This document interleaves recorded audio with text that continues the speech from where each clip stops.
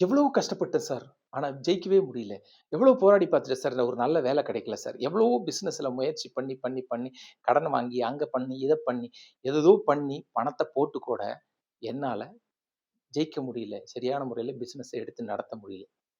புரியுதுங்களா? எவ்வளவோ பொண்ண பார்த்துட்டேன் சார். குடும்ப வாழ்க்கையில மட்டும் எப்பவுமே சண்டை, சச்சரவுகள் தான் சார். எப்பவுமே டிவோர்ஸ் வரைக்கும் போயாச்சு சார். என்ன சார் செய்யறது?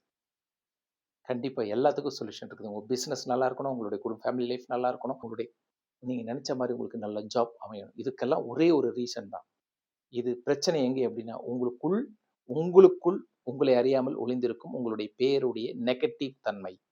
புரியுதுங்களா? உங்களுடைய பேரில் இருக்கின்ற நெகட்டிவ் தன்மை உங்களுடைய எல்லா பிரச்சனைக்கும் ஒரு காரணமாக அமைகிறது. புரியுதுங்களா? சயன்டிஃபிக்கா நிரூபிக்கப்பட்ட உண்மைங்க இது. புரியுதுங்களா? நெகட்டிவான பெயர்கள் அமைந்தவர்கள் நெகட்டிவா தான் வாழ்ந்துட்டு இருக்காங்க. பாசிட்டிவா பேர் இருக்கிறவங்க எல்லாம் பாசிட்டிவா நல்லபடியா இருக்காங்க. அது பெரிய சான்று இது. இது நெறைய பேர் எக்ஸாம்பிள் சொல்ல முடியும். அதனால உங்க பேர் லக்கா இருக்கா இல்லையான்னு நீங்க செக் பண்ணி பாருங்க. இல்ல என்னை கான்டாக்ட் பண்ணுங்க.